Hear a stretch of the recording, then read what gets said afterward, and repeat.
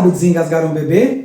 Para que você saiba desengasgar um bebê, antes de qualquer coisa, é importante que você identifique que tipo de engasgo esse bebê está apresentando. Nós temos alguns tipos de engasgo e o atendimento a nível de primeiros socorros, ele vai ser diferente a cada nível de engasgo que esse bebê possa apresentar. Nós temos o engasgo parcial, o engasgo total e também um bebê que está engasgado e evoluiu para a inconsciência. Primeiro, vamos falar de engasgo parcial. Como é que eu identifico que um bebê está engasgado parcialmente? Esse bebê, ele vai estar apresentando para mim tosse ou choro. E aí, diferente do adulto, onde o protocolo nos orienta a incentivar a tosse, assim também na criança, no bebê ele não consegue entender que eu peço para ele tossir. Se eu disser, bebê, tussa mais, não vai fazer sentido. O bebê não vai conseguir identificar que eu estou pedindo para ele tossir, que isso vai ajudar ele a desengasgar. Então, nós colocamos ele em uma posição que nós chamamos uma posição lateral de segurança, uma posição de conforto, para que a gravidade ajude a desengasgar esse bebê. E como é essa posição, Guto? É simples, a cabeça tem que estar mais baixa do que o corpo.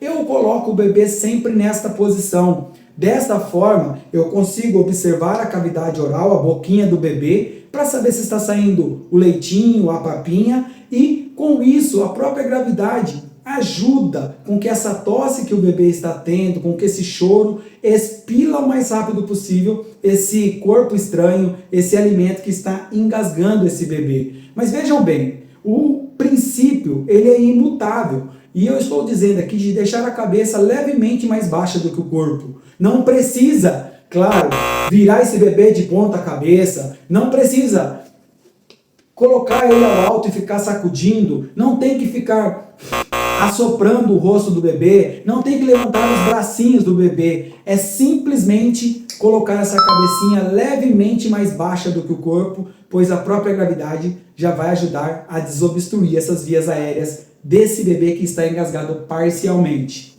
Bom, já sabemos então que um bebê que está engasgado, tossindo, eu devo colocar ele em uma posição que nós chamamos de posição lateral de conforto, posição lateral de segurança, para que a própria gravidade ajude, sempre com a cabecinha ligeiramente mais baixa do que o corpo. Agora, se esse bebê ele está engasgado totalmente, como eu posso identificar?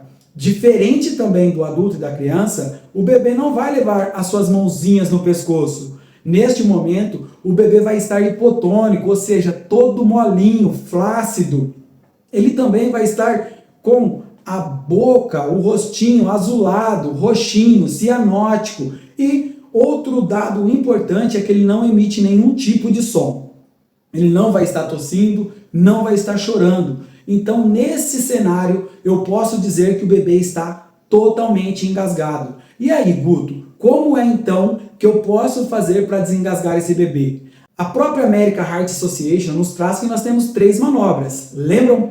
Os golpes dorsais, as compressões abdominais e as compressões torácicas. Mas no bebê eu não posso fazer compressão abdominal, porque eu posso lesionar os órgãos intraabdominais por ele ser bastante sensível nessa faixa etária. Então, neste cenário, eu vou optar em fazer por golpes dorsais, seguido de compressões torácicas. E agora eu vou ensinar você, na prática, como realizar os golpes dorsais e as compressões torácicas no bebê. Se eu estou diante de um bebê que tosse e eu já aprendi que é um engasgo parcial, eu coloco em uma posição onde a cabeça fica ligeiramente mais baixa do que o corpo e aguardo para que a própria gravidade ajude com essa tosse a que esse bebê venha se desengasgar. Agora, se eu estou diante de um engasgo total, onde esse bebê não consegue emitir nenhum tipo de som, ele está molinho, flácido, hipotônico e com a sua face azulada, cianótica,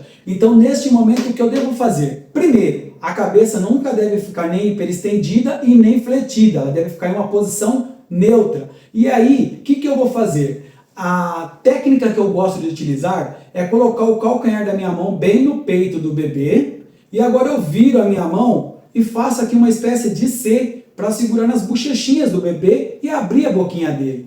Pronto, segurei, agora eu coloco ele no meu antebraço, apoio o meu braço na minha perna E agora eu vou efetuar os golpes lá na parte alta das costas, os golpes dorsais. Mas detalhe, sempre a cabecinha mais baixa do que o corpo para que a gravidade ajude. Observem também que a própria cabecinha do bebê está em uma linha reta em relação ao corpo. E agora eu faço os golpes dorsais, observando a cada golpe para saber se esse bebê desengasgou. 1, 2, 3, 4, 5. Ele já tinha até expelido o corpo estranho que está nele. Eu vou voltar a colocar aqui na boquinha. Se ele não desengasgou, eu seguro a cabecinha do bebê, viro ele no meu outro braço, apoio na minha perna. Reparem mais uma vez que a cabeça está ligeiramente mais baixa do que o corpo. E agora eu vou efetuar as 5 compressões torácicas, bem no meio do tórax do bebê. Com o calcanhar da minha mão, segundo a nova recomendação da American Heart Association, e eu vou fazer observando a cada compressão se ele desengasga. 1, 2.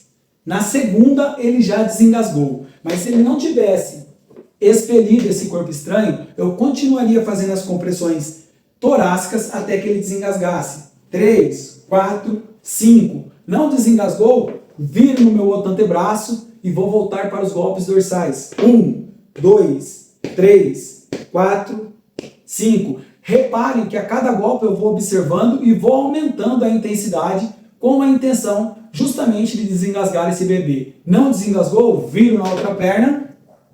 1, 2, 3, 4, 5. E assim sucessivamente até que esse bebê desengasgue ou evolua para inconsciência. E se esse bebê evoluiu para inconsciência, agora eu vou tratá-lo com compressões cardíacas. Vou colocá-lo em uma superfície rígida, bem no centro do tórax. Vou fazer 30 compressões com o calcanhar da minha mão. Lembrando que a compressão sempre deve ser de cima para baixo e esse bebê deve estar em uma superfície rígida e plana. A cada 30 compressões eu observo a boquinha dele. Se o objeto apareceu, eu posso retirar em formato de pinça. Se não apareceu, nunca fazer buscas às cegas.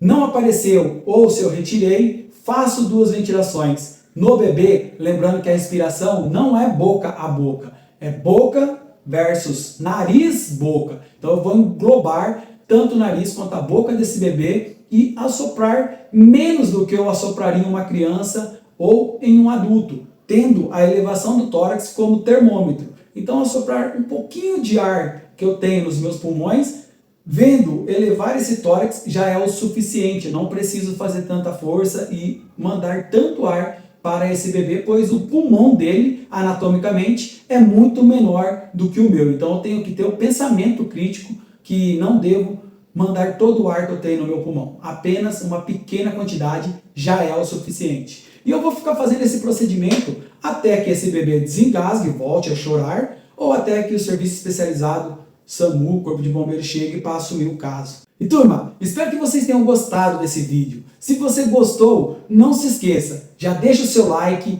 comenta aqui embaixo e compartilhe com o maior número de pessoas possíveis, pois conhecimentos salvam vidas e treinamento transforma profissionais. Estamos juntos!